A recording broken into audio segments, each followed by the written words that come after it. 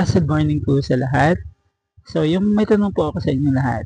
Ano po yung unang ginagawa mo natin paggising natin sa umaga?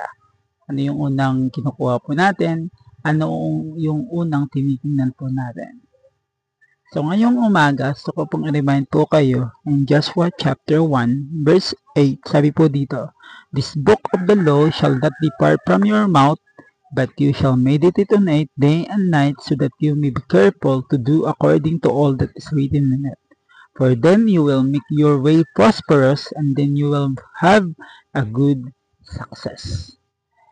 Unahin po natin laging basahin ang salita ng Diyos sa bawat umaga. Mapa-apps man po yan or mapa-written na Bible, lagi po natin basahin yung Biblia. Siya po yung magbibigay po sa atin ng kapayapaan, kaligayahan at higit sa lahat, prosperous po na buhay.